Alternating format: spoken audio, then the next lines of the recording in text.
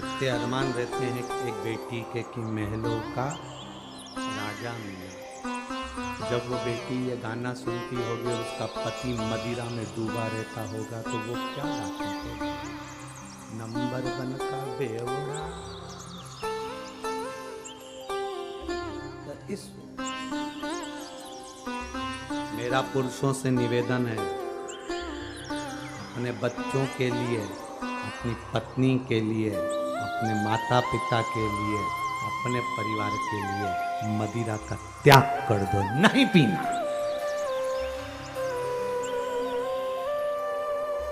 नहीं पीना।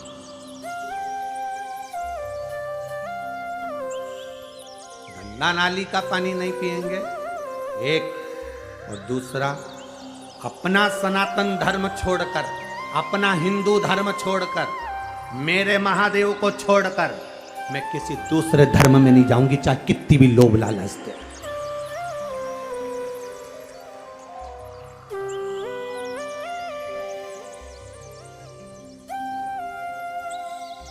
बाप कितने होते हैं? अरे बोलो तो, बाप कितने होते हैं? एक। और दुनिया के सारे धर्म का बाप है सनातन धर्म। दुनिया के सारे धर्म का बाप है सनातन धर्म। जितने धर्म निकले हैं सारे सनातन धर्म से निकले, सब कुछ सनातन धर्म। एक एक धर्म की उत्पत्ति मेरे सनातन धर्म से बाप है। क्यों जाएं हम दूसरे धर्म में? हमारा बाप एक। जिसके 2-4 बाप होते हैं वही सनातन धर्म छोड़ के दूसरे बाप के पास जाता है। सनातन धर्म नहीं छोड़ सकते। हमारा बाप है सनातन धर्म, हमारा शिव, हमारा ओघड़ी, हमारा भोला। इस व्यासपीठ से पहले से कहते आ रहे हैं, आज फिर कहते हैं, भूमि को, पूरे भारत की, पूरे देश की, विश्व की भूमि को, जमीन को खोदोगे, कुछ निकले कि नहीं निकले, पर मेरा कंकर संकर तो जरूर निकलेगा। जहां खोदो वहां निकलेगा। जहां तुम्हारी मर्जी पड़ जाए वहां खोद लो, मेरा शंकर, मेरा शिव औघड़ी किसी बात कुछ नहीं। मोदी से व्यापारी ने कहा, तो अपने दोस्त के लिए इतना नहीं कर सकता? तेरे पिता की सौगंध है। पिता की सौगंध लगी तो उसने फिर शर्त मान ली। नाव की शर्त का दिन आ गया, नाव तैयार हुई थी। मोदी ने नाव तैयार करी, उस व्यापारी ने नाव तैयार करी, नाव चली। उस दिन ऐसी नाव चली कि आंधी तूफान आ गया और तिमोदी की नाव डूब रही। तिमोदी की नाव डूबी, उसकी नाव आगे निकल गई। व्यापारी जीत गए, तिमोदी हार।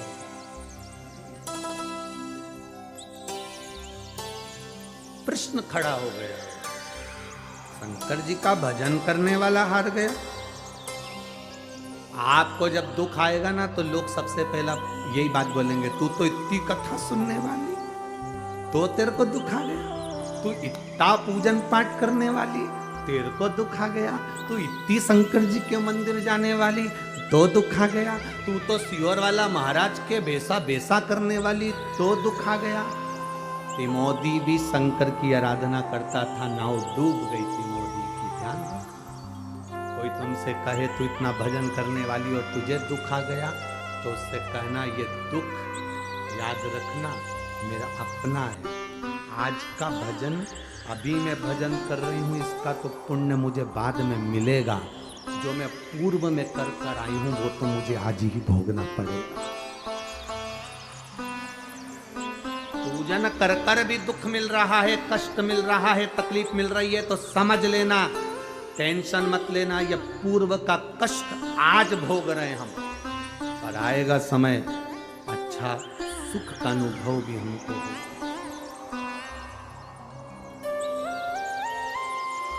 खाने के बाद में आम की गुठली को कहीं पर पटक दो, वो थोड़े दिन के बाद बारिश का पानी लगेगा तो वृक्ष तो उत्पन्न होगा। तुम शंकर जी के मंदिर में जल चढ़ा रही हो, बेलपत्र चढ़ा रही हो, तुमने बीज बो दिया, फल तो मिलेगा। चिंता मत करना, थोड़ा समय लग सकता है। तिमोदी हार गए।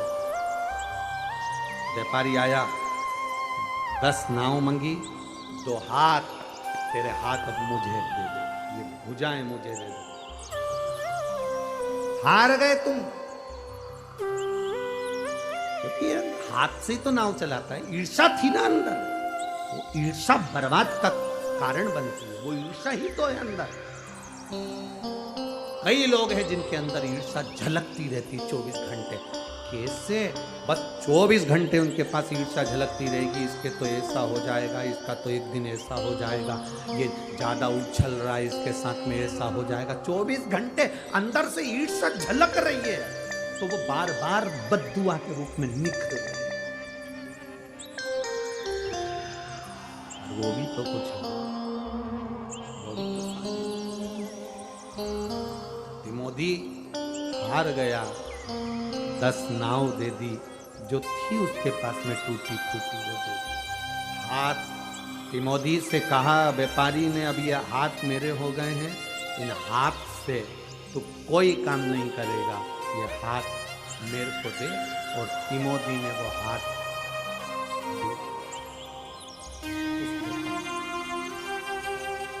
अभी तक तो शंकर का शिवलिंग का निर्माण करता था,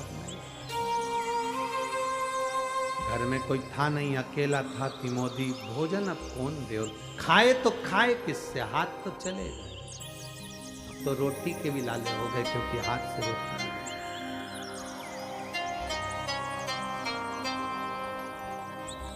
आपको कहा था, शंकर भगवान को आपने जितना समय दिया है, शंकर भगवान उतना समय आपको देते हैं। भगवान के कथा में जितना आपने समय दिया है, भगवान उतना समय आपको देते हैं। ये कल की कथा में कहा। तिमोदी ने जिन हाथ से पार्थिव शिवलिंग का निर्माण करा था, पूजन करी थी, तिमोदी ने जिन हाथ से भगवान का पूजन किया, तिमोदी ने जिन हाथों से भगवान का पूजन करा, वो हाथ तो उसके चले गए। अब रोटी कौन दे? व्यापारी हंसता हुआ बोला, जिन हाथों पर तेरा बल था, वो हाथ अब मेरे हो गए। तिमोदी, अब क्या तेरा शंकर आएगा तुझको रोटी खिलाने के? तेरा महादेव आएगा। और विपदा की जब घड़ी आती है, सब साथ छोड़ देते हैं। आपको कहा था, शादी होती है ना घर में, तो दूल्हे के सब आगे चलते हैं, जब कोई मरता है तो मुर्दे के सब पीछे चलते हैं। सुख में सब आगे हैं, दुख में सब पीछे।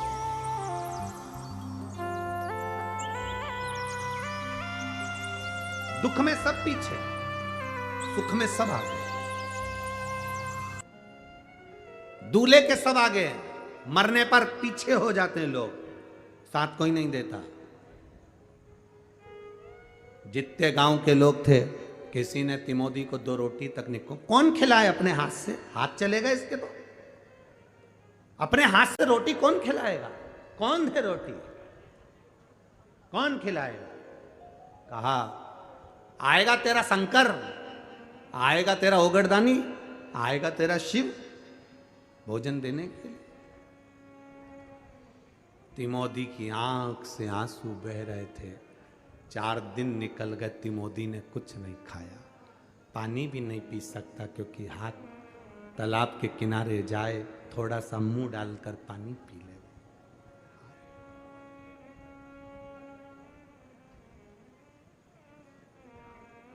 पार्वती जी ने भोलेनाथ जी के लिए भोजन लगाया। शिव जी भोजन करने के लिए जब बैठे, भोजन का स्पर्श मेरे महादेव जी ने करा। स्पर्श कर कर मेरे भोलेनाथ स्पर्श कर कर अपने मस्तक पर से बेलपत्र को उठाकर नेत्रों से लगाकर जल का सींचन कर कर महादेव ने उस भोजन के पात्र पर बेलपत्र को समर्पित कर दिया। बेलपत्र को आज भी हमारे विद्वज्जन, भूदेव, ब्राह्मण जब भगवान शंकर को भोग लगवाते हैं, तो एक बेलपत्र भोजन में डाल देते हैं, प्रसाद में डाल देते हैं, उसका कारण क्या है? मेरे महादेव ने भी भोजन के पात्र में बेलपत्र को उठाकर जल सींचन कर कर उस भोजन में डाल दिया। जगत जननी जगदम्बा पार्वती जी ने पूछा महादेव जी से, प्रभु आज भोजन की थाली में आप बेलपत्र क्यों डाले हो? शंकर भगवान कहते हैं, एक बेलपत्र में 33 कोटि देवी देवता विराजमान है पार्वती।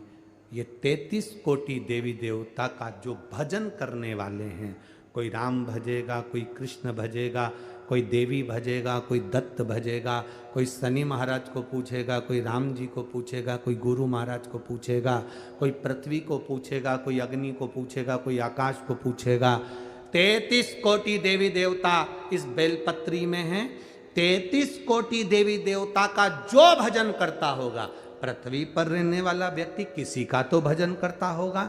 अगर वो पृथ्वी पर रह रहा है, भजन किसी भी देवता का कर रहा है, अगर वो भूखा है, एक बेलपत्री मैंने भोजन में रख दी है, मतलब सब जीवों का मैंने पेट भर दिया है। एक बेलपत्र समर्पित कर देने पर वो किसी का भी भजन कर रहा हो, राम का करे, कृष्ण का करे, शिव का करे, देवी का करे, भवानी का करे, दत्त का करे, वो जिसका कर रहा होगा, उसका भक्त अगर भूखा होगा, पृथ्वी के मनुष्य, जलचर, थलचर, वायुचर, पक्षी पृथ्वी पर रहता है, कीड़ा पृथ्वी पर रहता है, पशु पृथ्वी पर रहता है, मनुष्य पृथ्वी पर रहता है। आप लोग बैकुंठ में नहीं रह रहे हो, आप लोग ब्रह्मलोक में नहीं रह रहे हो, पक्षी बैकुंठ में नहीं है, कीड़ा ब्रह्मलोक में नहीं है, पृथ्वी पर है। तो ये घर जिसका है, पेट भरने की जवाबदारी भी उसकी है।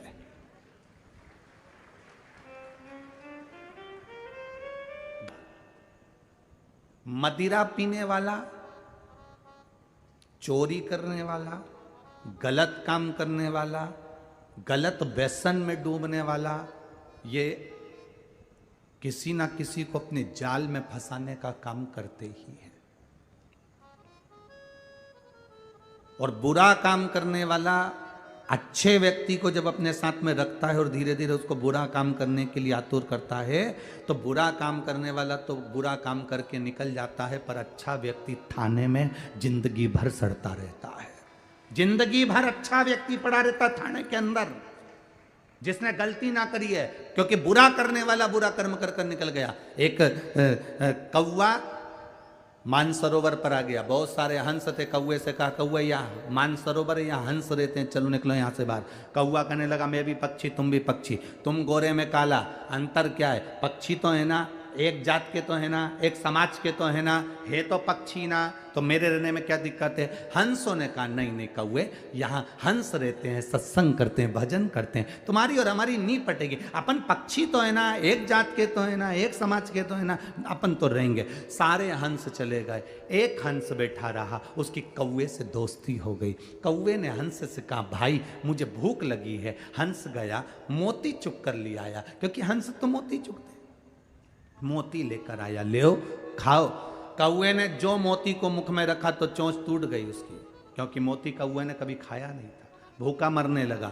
कौवा कहने लगा भाई मैं तो भूखा मर रहा हूँ, अब मेरे साथ चल मेरे गांव। उसको लेकर आ गया। कौवा शमशान में रहता था, बड़ के पेड़ के ऊपर बैठा, हंस को भी लेकर बैठ गया। हंस ने कहा कौवे से मुझे भूख लग रही है। कौवा गया, मरे हुए कुत्ते का मांस उठाकर लेकर आ गया, हंस को देने लगा, ले रे हंस खा ले।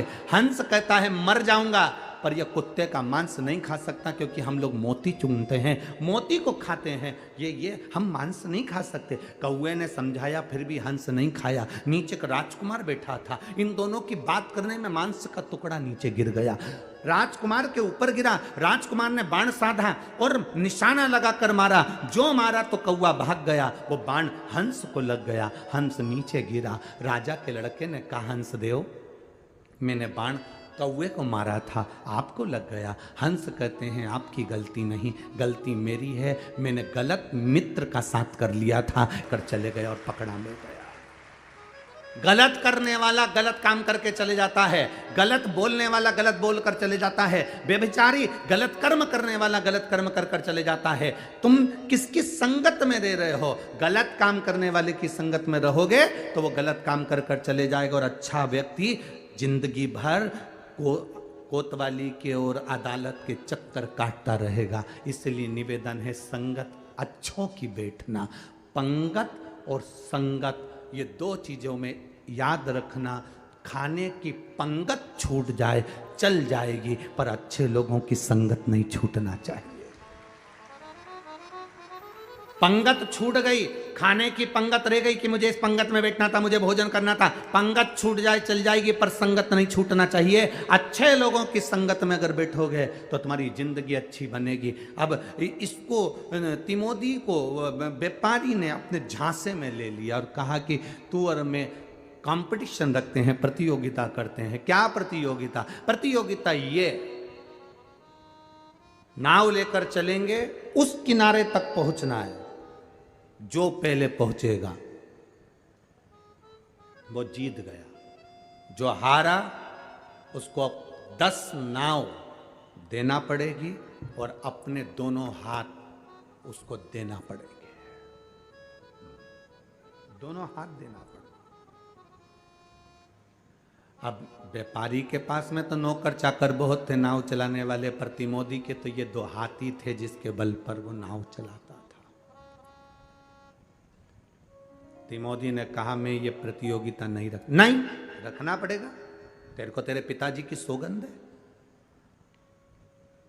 दोस्त जो बिगड़े हुए दोस्त रहते हैं विचित्र, वो आपसे कहते हैं कौन देख रहा है, ले थोड़ी सी, तेरी मम्मी तो घर है, तू तो रायपुर में है, कहाँ तिल्दा नेवरा, कहाँ रायपुर, ले तू तो ले, तू तो भिलाई में, तू तो यहाँ बैठा है, तू यहाँ बैठा है भोपाल में, तू बैठा मुंबई में, तू बैठा पूना में, तेरे घर के लोग तो वहाँ है। ये